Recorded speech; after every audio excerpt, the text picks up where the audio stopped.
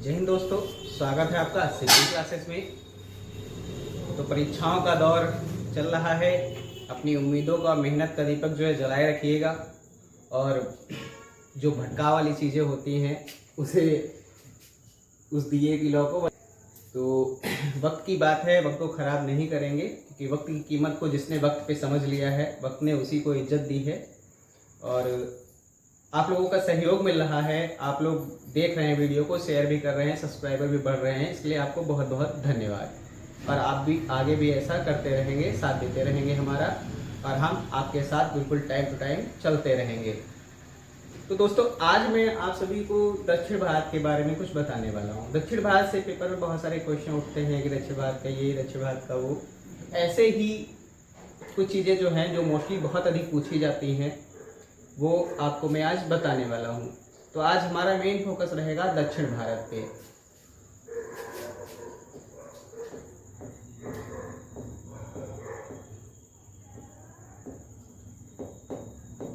दक्षिण भारत। जो लोग वीडियो देखना शुरू कर चुके हैं उनसे मैं निवेदन करना चाहूँगा कि आप वीडियो को लास्ट तक देखिएगा। कहीं भी आपको ऐसा नहीं लगेगा कि आपको वीडियो बढ़ा करके थोड़ा सा देखनी चाहिए या उसकी स्पीड आगे बढ़ा लें, क्योंकि वक्त की बात है। मैं कम समय में आपको बहुत ज़्यादा चीज़ें बताने की कोशिश करूँगा। तो मैं बात करता हूँ दक्षिण भारत की। तो दक्षिण भारत की बात करें उससे शुरुआत में ही पहला पॉइंट मैं बताना चाहूँगा आपको कि दक्षिण भारत का प्रवेश द्वार।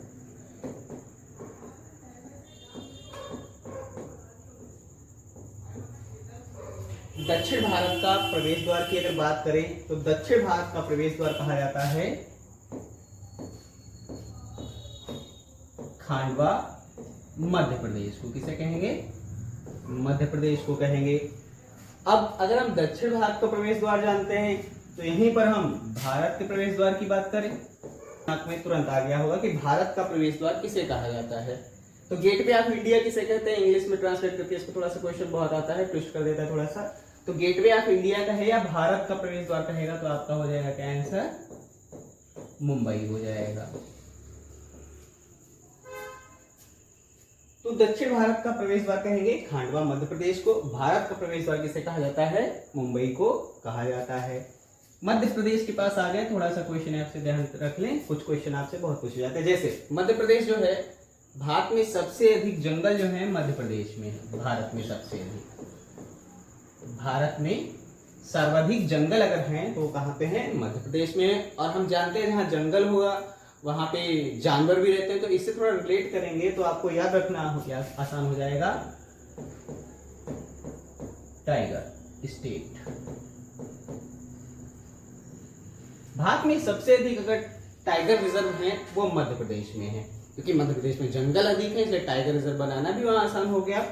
मध्य प्रदेश को टाइगर स्टेट भी कहा गया है, तो ध्यान रखेंगे इसको कि मध्य प्रदेश में जंगल सबसे अधिक है। और जंगल से एक चीज और याद कर लें, जंगल में जनजातियां रहती हैं। जनजातियां जो रहती हैं वो जंगल में रहती हैं, और जब जंगल सबसे अधिक होंगे जनजातियां भी सबसे अधिक वही होंगी।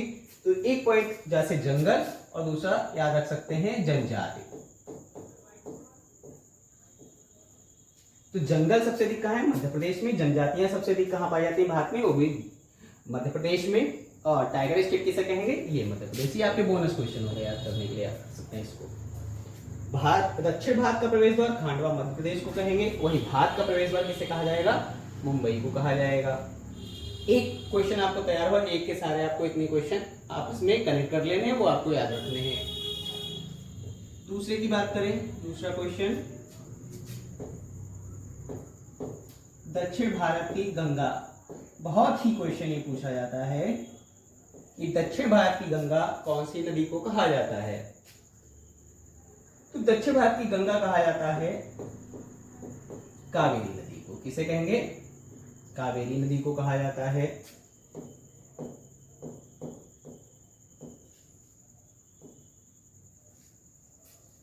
तो दक्षिण भारत की गंगा कहते हैं कावेरी नदी को। कावेरी नदी से आपको कुछ पॉइंट याद रख लेने हैं, जैसे भारत की पहली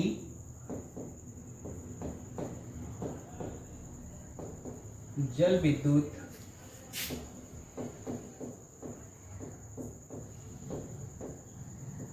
परियोजना। भारत की पहली जल विद्युत परियोजना जो है वो कौन सी रही? वो थी शिव समुद्रम।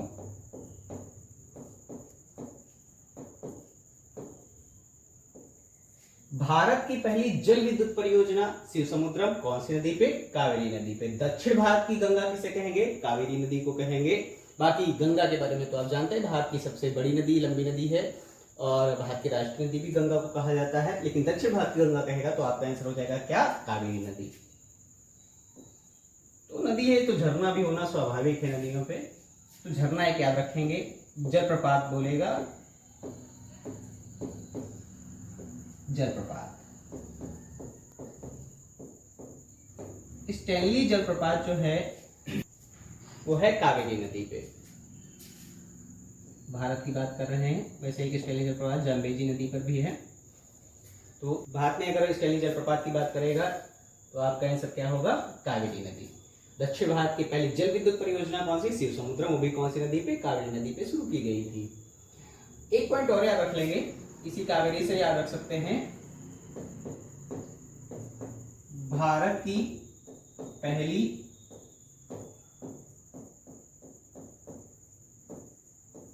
पनडुब्बी का नाम। इसका भी आंसर सेम होगा, कावेरी नदी। तो दक्षिण भारत की गंगा कावेरी नदी, भारत की पहली जल विद्युत परियोजना शिव समुद्रम कौन सी नदी पे? कावेरी नदी पे। और स्टैनली जलप्रपात कौन सी नदी पे है? वो कावेरी नदी पे है। भारत की पहली पनडुब्बी का क्या नाम था? वो भी क्या नाम था? कावेरी नदी था। कावेरी नदी नहीं, कावेरी था। कावेरी नदी के बारे में बातें चल रही हैं तो उसी का नाम बार बार आ रहा है। तो अब तक हमने ये जाना कि दक्षिण भारत का प्रवेश द्वार कहेंगे खांडवा मध्य प्रदेश को, दक्षिण भारत की गंगा कहेंगे कावेरी नदी को। नेक्स्ट अगले क्वेश्चन की बात करते हैं। टॉपिक वही रहेगा हमारा, क्या?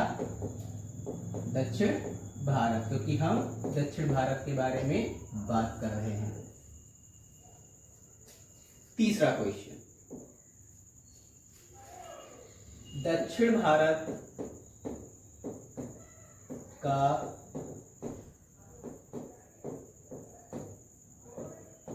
सबसे बड़ा तटरेखा वाला राज्य। तो दक्षिण भारत का सबसे बड़ा तटरेखा वाला राज्य कौन सा है?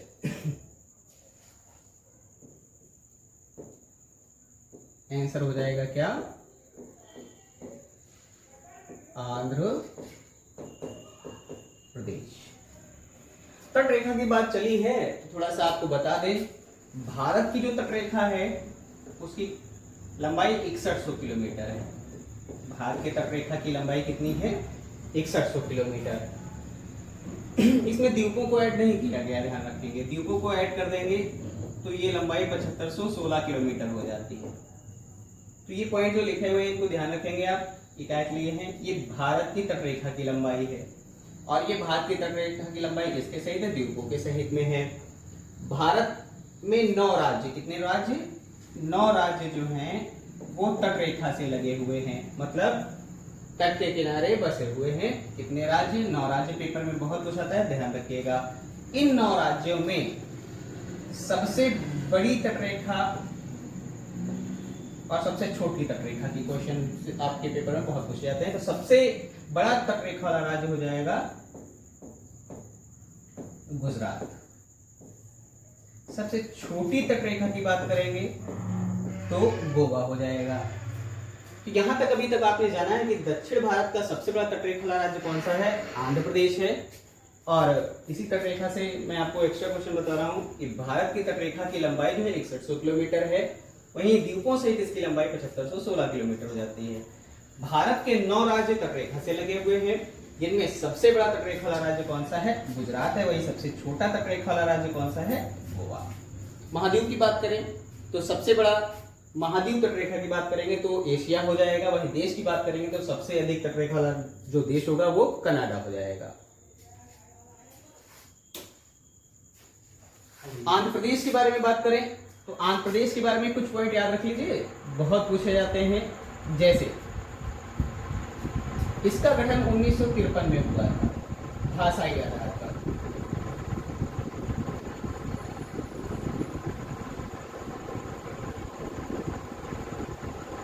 पेपर में बहुत पूछा था ये क्वेश्चन कि भाषाई आधार पर गठित होने वाला भारत का पहला राज्य कौन सा था, तो आपका आंसर क्या हो जाएगा, आंध्र प्रदेश। गठन कब हुआ था, 1953 में हुआ था। आंध्र प्रदेश से एक क्वेश्चन और ले लीजिए। एशिया एवं भारत की अंडे की टोकरी। तो दक्षिण भारत का सबसे बड़ा तटरेखा राज्य होगा आंध्र प्रदेश। आंध्र प्रदेश से आपको याद रखना कि भाषाई आधार पर गठित होने वाला पहला राज्य कौन सा था, तो आपका आंसर हो जाएगा आंध्र प्रदेश। एशिया में भारत की अंडे की टोकरी किसे कहेंगे, वो हो जाएगा आंध्र प्रदेश। और जो लोग वीडियो देख रहे हैं उनसे हमारा एक क्वेश्चन है कि अगर आपको पता है कि अंडे का कवच किसका बना होता है तो आप हमें कमेंट करके जरूर बताएं। तो हमें यहाँ तक पता चला भारत की सबसे बड़ी तटरेखा राज्य क्या है, आंध्र प्रदेश है। भारत की तटरेखा की लंबाई 6100 किलोमीटर है। इको सेट मिला लेंगे तो 7516 किलोमीटर हो जाएगी। भारत के 9 राज्य तटरेखा से लगे हुए हैं, जिसमें गुजरात सबसे बड़ा है और सबसे छोटा कौन सा है, गोवा है। बढ़ते हैं अगले क्वेश्चन की तरफ। तो 3 क्वेश्चन हो चुके हैं। चौथे क्वेश्चन की बात करेंगे।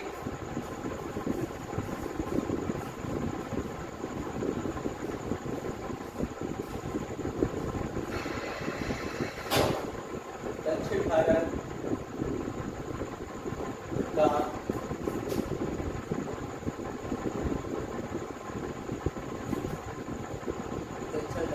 चमड़ा राजधानी की बात करें।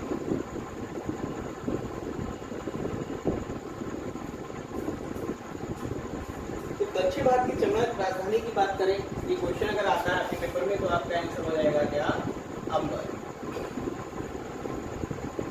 और ये अंबर पड़ता है कहाँ पे, तमिलनाडु। तो दक्षिण भारत की चमड़ा राजधानी किसे कहेंगे, अंबर को कहेंगे। जिनको पता है अंबर किसका पर्यायवाची है कमेंट करके मुझे जरूर बताएं। तो दक्षिण भारत की चमड़ा राजधानी किसे कहेंगे, अंबर को कहेंगे। अंबर कहाँ पड़ेगा, तमिलनाडु में पड़ेगा।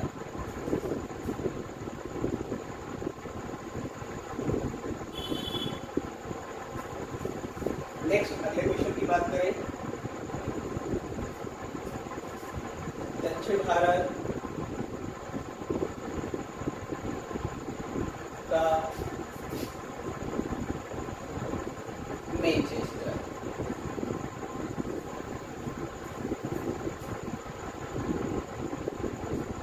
दक्षिण भारत का मैनचेस्टर किसे कहा जाता है, मैनचेस्टर के बारे में बता दें। इंग्लैंड में मैनचेस्टर पड़ता है, सूती वस्त्र उद्योग के लिए प्रसिद्ध रहा है।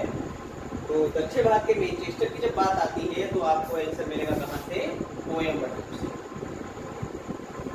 कोयम्बटूर। तो रही ये बात दक्षिण भारत के मैनचेस्टर की। दक्षिण भारत का मैनचेस्टर किसे कहेंगे, कोयम्बटूर को कहा जाएगा।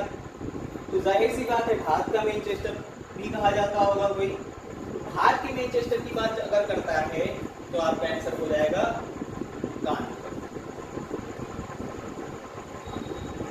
भारत का मैनचेस्टर कहते हैं, उत्तर भारत का मैनचेस्टर कहते हैं, तो आपका आंसर क्या हो जाएगा, कानपुर हो जाएगा। तो दक्षिण भारत का मैनचेस्टर कोयम्बटूर हो गया, उत्तर भारत या भारत का मैनचेस्टर क्या हो गया, कानपुर हो गया। कोयम्बटूर से एक क्वेश्चन और ले लीजिए यहाँ से, याद रखने के लिए पेपर में बहुत पूछा जाता है। गन्ना अनुसंधान केंद्र।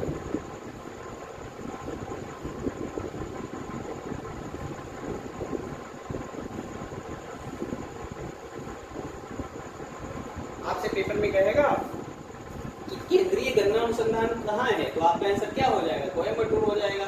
कोयम्बटूर से एक क्वेश्चन और कौन सा याद रखना चाहिए था आपको, वो था दक्षिण भारत का मैनचेस्टर किसे कहेंगे, कोयम्बटूर को कहेंगे। उत्तर भारत का मैनचेस्टर किसे कहेंगे, कानपुर को कहेंगे। अब कोयम्बटूर में गन्ना अनुसंधान केंद्र है, कानपुर से एक क्वेश्चन याद रख लीजिए। गन्ना से चीनी निकलेगी, चीनी अनुसंधान केंद्र कानपुर में होगा।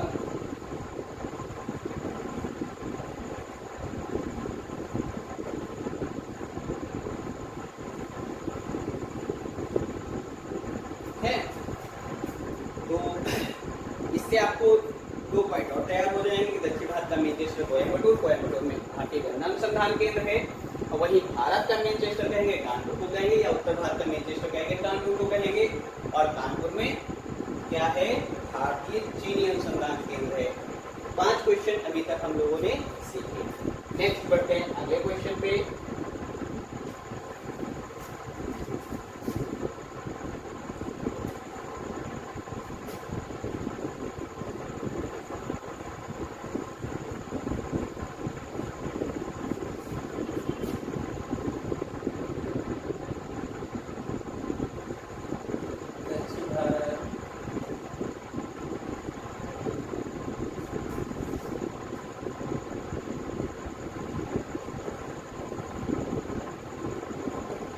दक्षिण भारत का सर्वाधिक गन्ना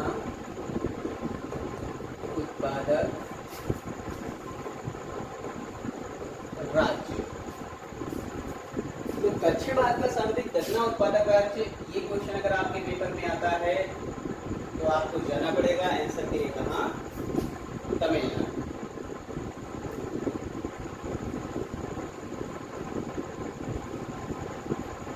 बट रिमेंबर ऑलवेज, ये हम दक्षिण भारत की बात कर रहे हैं ना कि भारत की बात कर रहे हैं।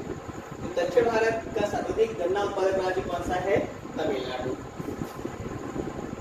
ये बात हो गई दक्षिण भारत की। भारत की बात करें तो भारत में सबसे अधिक गन्ना होता है कहाँ पे, उत्तर प्रदेश में। कहाँ, उत्तर प्रदेश में।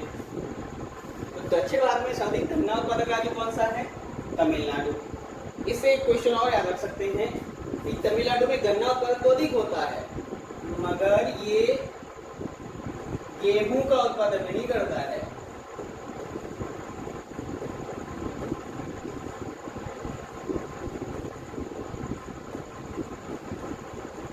नहीं करता कौन, तमिलनाडु। मतलब दक्षिण भारत में सर्वाधिक गन्ना उत्पादक राज्य तो है तमिलनाडु, लेकिन वो ध्यान से क्वेश्चन रहेगा कि भारत में कौन सा राज्य है जो गेहूं की खेती ही नहीं करता है। तो आपका आंसर क्या हो जाएगा, तमिलनाडु हो जाएगा। और गेहूं से आगे बात तो यहाँ उत्तर प्रदेश से रिलेट कर देते हैं इसको। भारत में सबसे अधिक गेहूं जो होता है वो उत्तर प्रदेश में होता है। हाँ, प्रति हेक्टेयर अगर लगेगा आंसर तो आपको पंजाब जाना पड़ेगा। तो दक्षिण भारत में सर्वाधिक गन्ना उत्पादक राज्य हो जाएगा तमिलनाडु। गेहूं का उत्पादन नहीं करता, वो क्या होगा, तमिलनाडु हो जाएगा।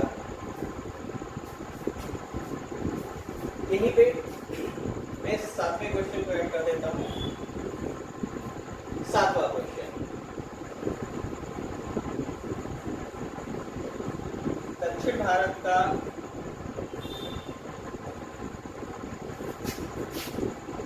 स्विट्जरलैंड।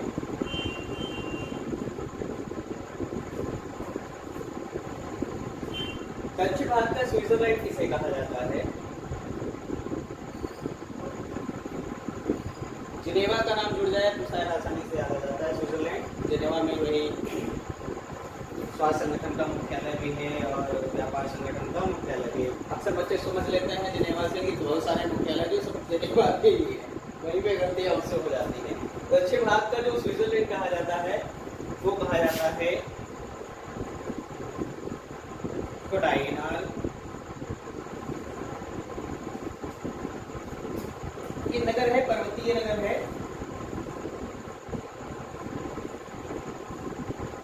पर्वतीय नगर। और ये भी कहाँ पड़ेगा, तमिलनाडु। तो तमिलनाडु से कई सारे क्वेश्चन आपके पास इकट्ठा हो गए। दक्षिण भारत का सर्वाधिक गन्ना उत्पादक राज्य तमिलनाडु। दक्षिण भारत का स्विट्जरलैंड किसे कहेंगे, कोडाइनाल नगर कहा जाता है जो पर्वतीय नगर है। बढ़ते हैं अगले क्वेश्चन की तरफ। क्वेश्चन की बात करें,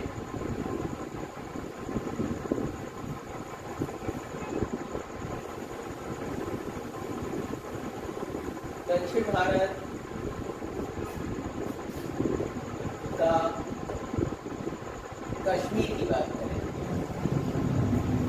दक्षिण भारत का कश्मीर किसे कहा जाता है, इसकी कुछ हिंट देता हूँ आपको। उसे मसालों का बगीचा कहा जाता है। शांत घाटी वहां पर है। बहुत से लोगों को फटाक से आंसर पता चल गया होगा, क्या, केरल। काशी कश्मीर और काशी कहाँ पहुंच जाएंगे, केरल पहुंच जाएंगे, कन्याकुमारी में पहुंच जाइएगा। तो दक्षिण भारत का कश्मीर किसे कहेंगे? केरल को कहेंगे। केरल से आपको कुछ क्वेश्चन याद रखने, जैसे शांत घाटी, शांत घाटी को इंग्लिश में साइलेंट वैली कहेगा, और ये शांत घाटी जो है जैव विविधता के लिए बहुत प्रसिद्ध है।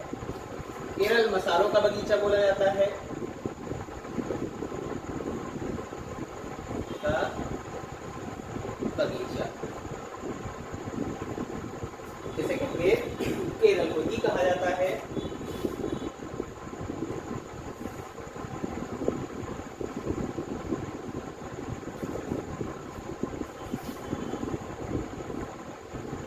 यही मसाले के चक्कर में ही क्या हुआ था, वो कौन आया था, वो वास्को डी गामा कालीघाट बंदरगाह पे उतरा था ना, और यहाँ से काली मिर्च वगैरह ले गया था, 60 गुना मुनाफा हुआ था, और मसालों को देख करके बहुत सारे लोग आ गए थे।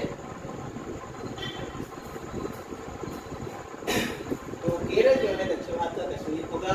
शांत घाटी कहाँ पे है? केरल में है। मसालों का बगीचा किसे कहेंगे? केरल को कहा जाता है। मसालों का राजा किसे कहते हैं, रानी किसे कहते हैं, आप कमेंट करके मुझे बताइएगा। अगला क्वेश्चन,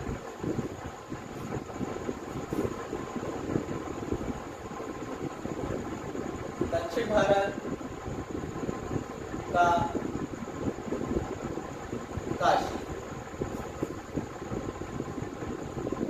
भारत में कोई रहता और काशी बनारस को ना जाने, ऐसा तो हो ही नहीं सकता। तो हम काशी बनारस की बात कर रहे हैं, वाराणसी की बात कर रहे हैं, लेकिन दक्षिण भारत की काशी की बात कर रहे हैं, क्योंकि मैं बता चुका हूँ कि आज हमारा फोकस कहाँ पे है, पूरी तरीके से दक्षिण भारत पे। दक्षिण भारत से उठने वाले जो भी क्वेश्चन होंगे उनकी धज्जियां उड़ा देनी है, आपको एकदम खत्म कर देना है। पेपर की कोई औकात नहीं होती, ध्यान रखिए, पेपर की कोई औकात नहीं होती कंप्यूटर के आगे, क्योंकि पेपर तो होता तो पढ़ने वालों के लिए। कुछ पेपर के सामने बैठकर रोते हैं, कुछ के सामने पेपर रोने लगता है। कंप्यूटर दो तरीके के होते हैं, पेपर देने के बाद कुछ निकलते हैं कितने किए, और कुछ कंप्यूटर ऐसे होते हैं जो आपस में बात करते हैं कितने बचे, सबको तो तुमने खत्म कर दिया होगा। तो आप कौन सी कैटेगरी में, आपको थोड़ी सी कैटेगरी अपनी ऊपर करनी होगी। पेपर को आपसे डरना चाहिए, आपको पेपर से डर नहीं लगना चाहिए। हाँ, वो बात दूसरी, डर अच्छा है, डरिए, डर अच्छा है, लेकिन डर जाना बहुत खराब बात है, इसको ध्यान रखिएगा। तो दक्षिण भारत का कश्मीर कहेंगे केरल को। केरल को मसालों का बगीचा कहा जाता है, और शांत घाटी भी कहाँ पे है? केरल में है, जो काय के प्रसिद्ध है।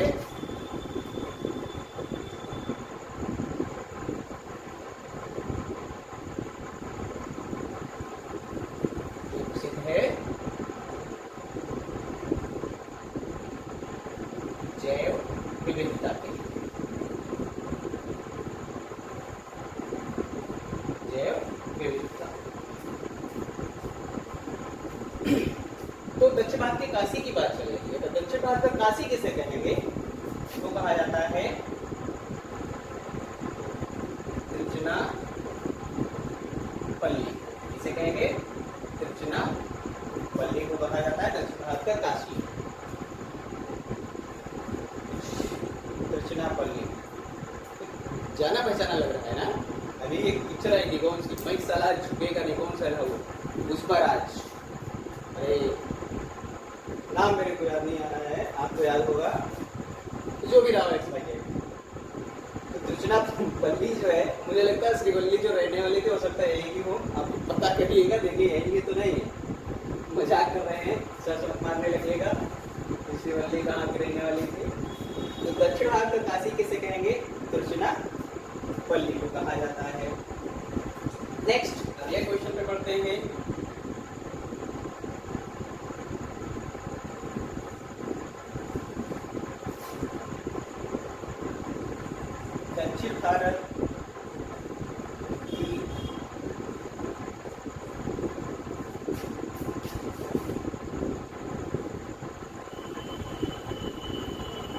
दक्षिण भारत की ऊंची चोटी, चोटी की बात करें, दक्षिण भारत की सबसे ऊंची चोटी कौन सी है? वो हो जाएगी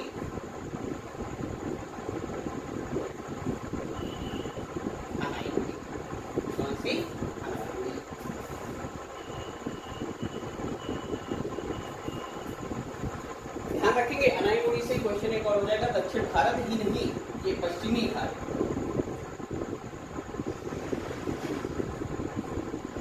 पश्चिमी घाट जो है उसकी भी सबसे ऊंची चोटी कौन सी है? अनाईमुड़ी है। तो दक्षिण भारत कहे या पश्चिमी घाट कह दे तो सबसे ऊंची चोटी कौन सी हो जाएगी? अनाईमुड़ी हो जाएगी। वहीं भारत की बात कर दे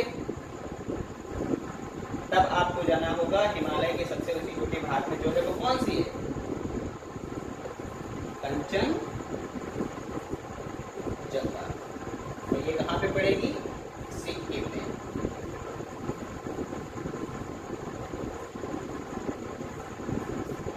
सिक्किम जो है भारत का सबसे कम जनसंख्या वाला राज्य। ध्यान रखें कि भारत का पहला पूर्ण जैविक राज्य जो बना था वो सिक्किम ही बना था। तो भारत की सबसे ऊंची चोटी क्या है? कंचनजंगा। वही विश्व की बात कर लें तो आप सभी को पता होगा, मैं बात करने वाला हूं माउंट एवरेस्ट के बारे में। विश्व की सबसे ऊंची चोटी माउंट एवरेस्ट हो जाएगी, भारत की सबसे ऊंची चोटी कंचनजंगा सिक्किम हो जाएगा, और दक्षिण भारत की बात करेगा तो अनाईमुड़ी हो जाएगा। पश्चिम घाट की सबसे ऊंची चोटी की बात करेगा तो आपका आंसर क्या हो जाएगा? अनाईमुड़ी ही हो जाएगा। पढ़ते हैं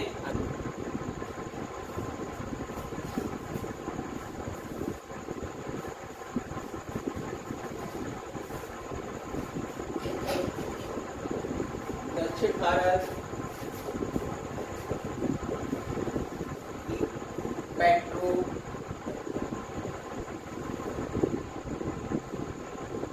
पेट्रोलियम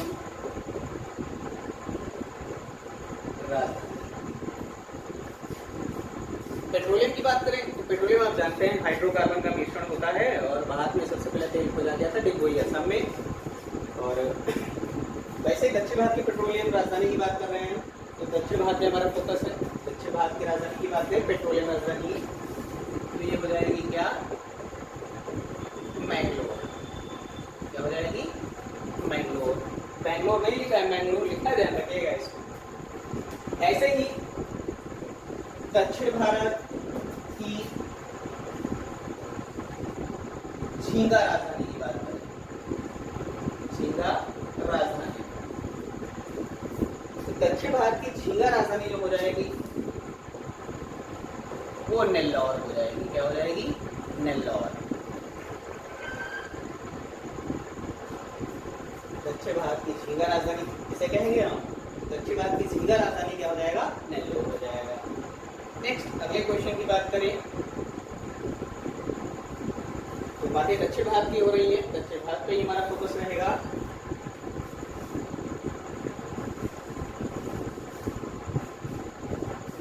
दक्षिण भारत का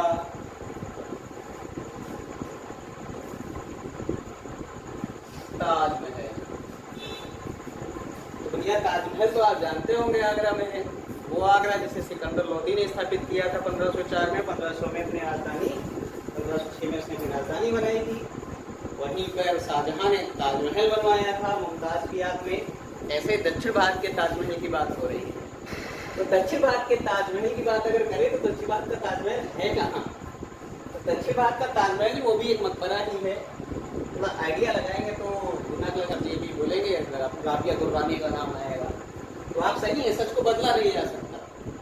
सच जितनी बार पूछा जाएगा सच वैसे ही रहेगा। तो दक्षिण भारत का ताजमहल कहेंगे किसे? राबिया दुर्रानी का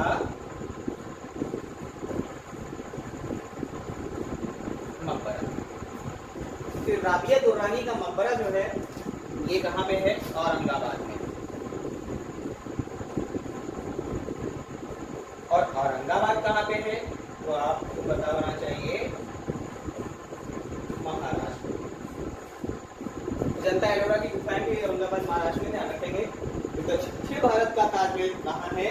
औरंगाबाद में है। और ये है क्या? राबिया दुर्रानी का मकबरा है जो बनवाया गया किसके द्वारा?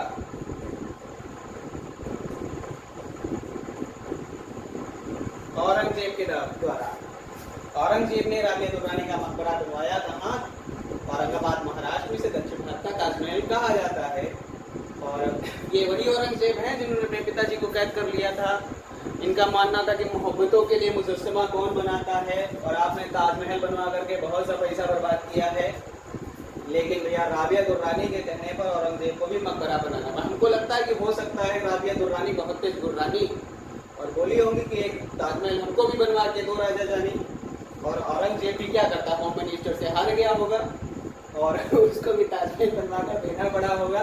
दोबारा रजिया कर हो सकता है इसलिए लगाया हो वैसे वैसे इकट्ठा करने के लिए औरंगजेब ने। औरंगजेब थोड़ी सी गलती कर गया। औरंगजेब को ये कहना चाहिए था, बेगम listen to me, be carefully.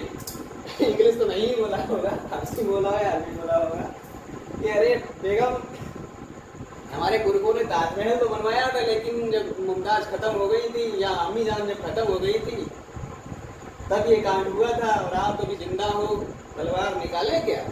ऐसे किया हो तो शायद ये ताजमहल बनवाने से बच जाता। तो मैं मजाक कर रहा हूँ थोड़ा सा ताकि आप याद रख सकें। तो दक्षिण भारत का ताजमहल औरंगजेब ने अपनी मिसेस राबिया दुर्रानी के लिए बनवाया था, और औरंगाबाद में है औरंगजेब ने इसको बनवाया था। कुछ इतिहासकारों ने इसे ताजमहल की पूर्ण नकल भी कहा है, द्वितीय ताजमहल भी कहा है, तो आप ध्यान रखेंगे। सेकंड ताजमहल कहेगा तो भी आपका आंसर क्या होगा? राबिया दुर्रानी का मकबरा जो कहाँ है? औरंगाबाद महाराष्ट्र में है। तो दक्षिण भारत का पेट्रोलियम राजधानी मैंगलोर, दक्षिण भारत की झींगा राजधानी नेल्लौर। मैंगलोर एक जैसा मिल होता है, ध्यान रखेंगे। दक्षिण भारत का ताजमहल राबिया दुर्रानी का मकबरा हो जाएगा औरंगाबाद महाराष्ट्र में। 130 अंतर्राज्यीय भी थी जिनकी तुलना मीराबाई से की जाती है। अच्छा सा पॉइंट मिल गया है मीरा से, वो भी आपको बताने वाला हूँ। बरसात हो रही है दक्षिण भारत की और मानसून भी आने वाला है, बहुत जल्दी पहुंचने वाला है। तो दक्षिण भारत की बात करें तो दक्षिण भारत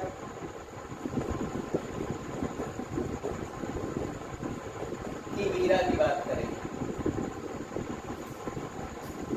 दक्षिण भारत की मीरा किसे कहते हैं? हकीकत वाली मीरा के बारे में तो आप जानते होंगे। 1498 में तो जन्म हुआ था, नरसिंह जी का मायरा उन्होंने लिखा, रैदास उनके गुरु थे, कृष्ण जी वो। तो दक्षिण भारत की मीरा की बात करें तो भक्ति आंदोलन जिन्होंने पढ़ा होगा तो उसमें अलवार और नयनार संतों के बारे में पढ़ा होगा। तो दक्षिण भारत की मीरा जो थी वो अंडाल थी। कौन थी? अंडाल। जो अलवार और नयनार संत थे, तो नयनार संतों में 63 संतों में एकमात्र महिला जो संत थी वो अंडाल थी। कौन थी?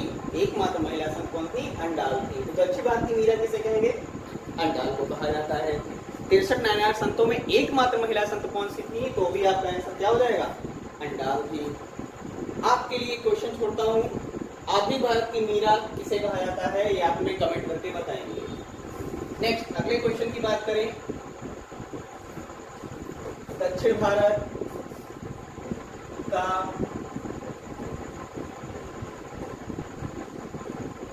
नेपोलियन। दक्षिण भारत का नेपोलियन किसे कहा जाता है? अगर आपके दिमाग में राजेंद्र प्रथम है तो बहुत अच्छी बात, आप बिल्कुल सही हो, 100+1% सही हो कि दक्षिण भारत का नेपोलियन किसे कहा जाता है? राजेंद्र प्रथम को कहा जाता है। अभी तो बात दक्षिण भारत की आ गई, भारत की बात करें तो भारत का नेपोलियन कहेंगे समुद्रगुप्त। किसे कहेंगे? समुद्रगुप्त को। वहीं ईरान के नेपोलियन की बात करें, ईरान, बहुत ही क्वेश्चन पूछा जाता है, ईरान का नेपोलियन किसे कहा जाता है? बहुत दूर आपको नहीं जाना है, बस ना पे फोकस करिए थोड़ा सा। ईरान से आपको मिल जाएगा कौन? नादिर शाह। कौन मिल जाएगा? नादिर शाह मिल जाएगा। तो ये नेपोलियन आप याद रखो। भारत का नेपोलियन समुद्रगुप्त, दक्षिण भारत का नेपोलियन राजेंद्र प्रथम, वहीं ईरान का नेपोलियन नादिर शाह। ये नादिर शाह वही नादिर शाह है जो मयूर सिंहासन को लूट ले गया था और कोहिनूर हीरा भी लूट कर ले गया था। कोहिनूर से याद आया, आंध्र प्रदेश को कोहिनूर राज्य भी कहा जाता है, ध्यान रखिए। गोलकुंडा से निकला हुआ था, अब तो तेलंगाना में पहुंच गई शायद था। दक्षिण भारत की मीरा कहेंगे अंडाल को, दक्षिण भारत का नेपोलियन कहा जाएगा राजेंद्र प्रथम को, भारत का नेपोलियन समुद्रगुप्त, ईरान का नेपोलियन नादिर शाह। नेक्स्ट अगले क्वेश्चन की बात करते हैं।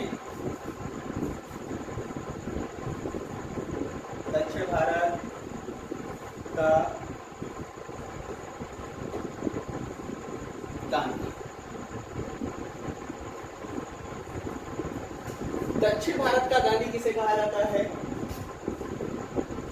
गांधी जी के बारे में तो आप जानते होंगे,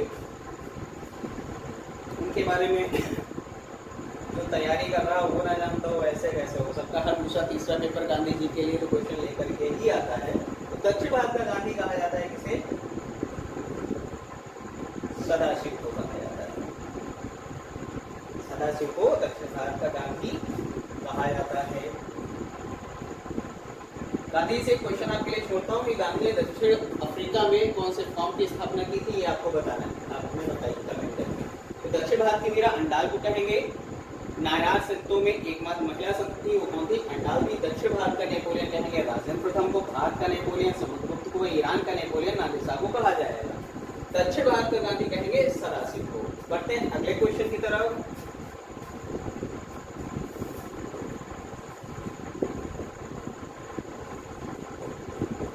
दक्षिण भारत का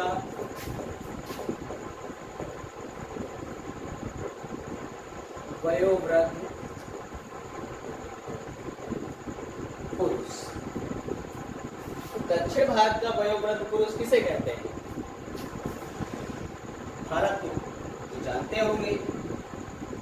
भारत का वयोवृद्ध पुरुष किसे कहेंगे? अगर आपके दिमाग में दादा भाई नौरोजी आ रहे हैं तो बहुत अच्छी बात है। दादा भाई नौरोजी अगर आपके दिमाग में है,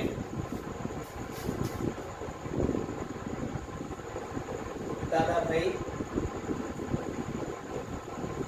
नौरोजी, ये भारत की बात कर रहे हैं। दक्षिण भारत का तो अभी लिखने वाले हैं, आपको बताने वाले हैं। वी रामा स्वामी, इन्हें पेरियार के उपनाम से भी जाना जाता है, ध्यान रखेंगे। वी रामा स्वामी। तो दक्षिण भारत का वयोवृद्ध पुरुष कहा जाता है वी रामा स्वामी को, वहीं भारत का वयोवृद्ध पुरुष कहेंगे दादा भाई नौरोजी को। दादा भाई नौरोजी वही हैं जो ब्रिटिश असेंबली में चुने जाने वाले प्रथम व्यक्ति थे। Poverty and British rule in India पुस्तक लिखी थी, इसी में इन्होंने संपत्ति निष्कासन का सिद्धांत किया था। और हाँ, इनसे आने वाला जो मोस्ट फेमस क्वेश्चन होता है वो होता है कि भारत में राष्ट्रीय आय की गणना सबसे पहले किसने की थी? तो दादा भाई नौरोजी ने की थी। वी रामा स्वामी पेरियार की बात करें तो उन्होंने एक किताब लिखी,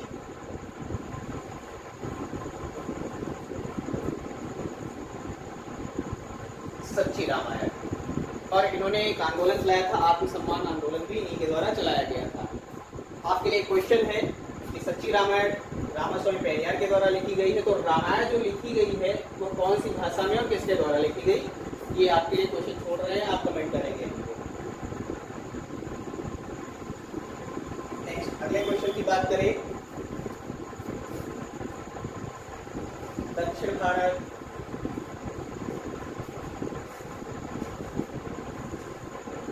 में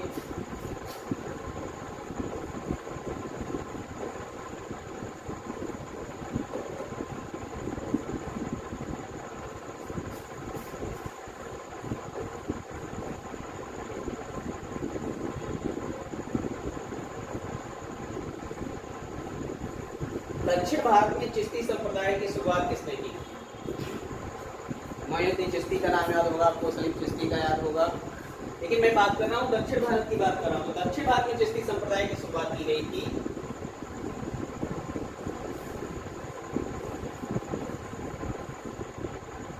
बरहानुद्दीन के द्वारा। वहीं चिश्ती से आने वाले जो क्वेश्चन होते हैं वो बात करें मोइनुद्दीन चिश्ती और दूसरे कौन? सलीम चिश्ती की बात आती है। तो इनके बारे में जो क्वेश्चन आता है वो होगा ये अजमेर में, इनकी दरगाह के बारे में बात करेगा तो क्या हो जाएगा? मोइनुद्दीन चिश्ती की दरगाह कहाँ पे है? अजमेर में है। सलीम चिश्ती की बात करें तो ये है भाई साहब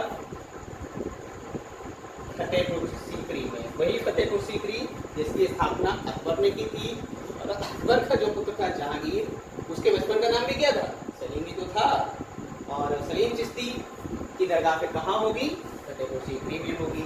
वहीं दक्षिण भारत में चिश्ती संप्रदाय की शुरुआत किसने की थी? बरहानुद्दीन ने की थी। बढ़ते हैं अगले क्वेश्चन की तरफ।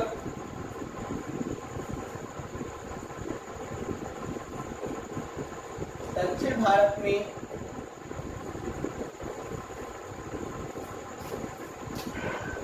भक्ति आंदोलन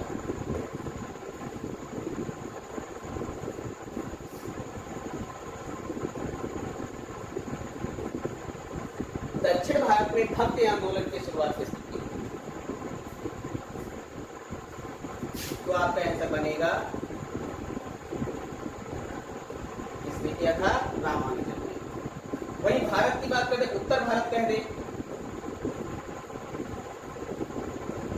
तो उत्तर भारत में भी इसकी शुरुआत की थी किसने? रा से नाम हो जाएगा रामानंद के द्वारा। भक्ति आंदोलन की जो शुरुआत हुई दक्षिण भारत में वो रामानुजन के द्वारा, वहीं उत्तर भारत में इसकी शुरुआत हुई थी किसके द्वारा? रामानंद के द्वारा हुई थी।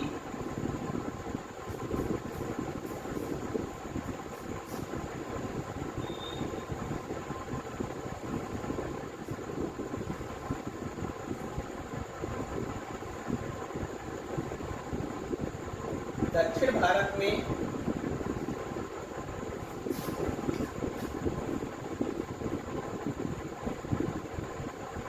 तहसाला बंदोबस्त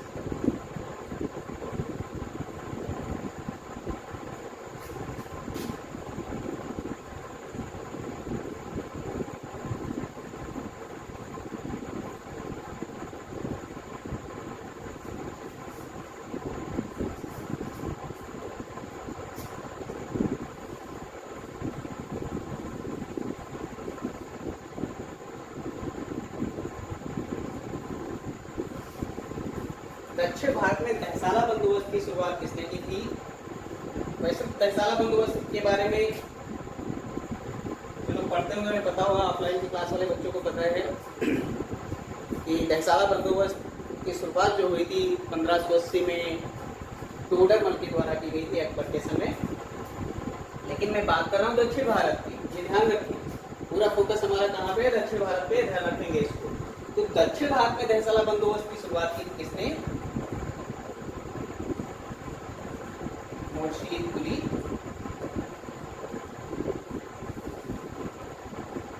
खान। मुर्शीद कुली खान, वो भी किसके समय? शाहजहां के समय। ध्यान रखेंगे,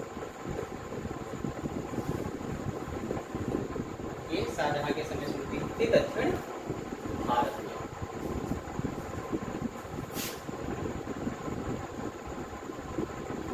तो अब तक दक्षिण भारत के बारे में हमने कुछ मूलभूत चीजें सीखी हैं जो पेपर में आपके बहुत आएंगी। दक्षिण भारत का प्रवेश द्वार खानवा मध्य प्रदेश, दक्षिण भारत की गंगा कावेरी,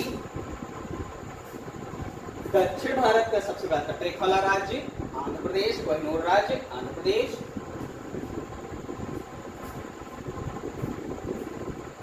दक्षिण भारत की चमड़ा राजधानी अंबर, दक्षिण भारत का मैनचेस्टर कोयम्बटूर, दक्षिण भारत का सर्वाधिक गन्ना उत्पादक राज्य तमिलनाडु, दक्षिण भारत का स्विट्जरलैंड कोडाइनाल, दक्षिण भारत का कश्मीर केरल, दक्षिण भारत का काशी तिरुचिरापल्ली, दक्षिण भारत की सबसे ऊंची चोटी अनाईमुड़ी, दक्षिण भारत की पेट्रोलियम राजधानी मैंगलोर को कहेंगे, दक्षिण भारत की झींगा राजधानी नेल्लोर को कहेंगे, दक्षिण भारत का ताजमहल किसे कहेंगे? राबिया दुर्रानी के मकबरे को कहेंगे जो औरंगजेब के द्वारा औरंगाबाद महाराष्ट्र में बनवाया गया। दक्षिण भारत की मीरा अंडाल को कहा जाएगा जो नायनार संतों में एकमात्र महिला संत थी, इसको ध्यान रखेगा, पेपर में बहुत पूछा जाता है। दक्षिण भारत का नेपोलियन राजेंद्र प्रथम को कहा जाता है, वही दक्षिण भारत का रानी किसे कहेंगे? सदाशिव को कहा जाता है। दक्षिण भारत का वयोवृद्ध पुरुष किसे कहेंगे? वी रमास्वामी पैरियार को कहेंगे, इन्होंने सच्ची रामायण लिखी। वही भारत का कहेंगे वयोवृद्ध पुरुष तो दादा भाई नौरोजी हो जाएंगे। दक्षिण भारत में चिश्ती संप्रदाय की शुरुआत बुरहानुद्दीन ने की थी, वही मोइनुद्दीन चिश्ती की दरगाह कहाँ पे है? वो है अजमेर में। वही सलीम चिश्ती की दरगाह कहाँ पे है? फतेहपुर सीकरी में है।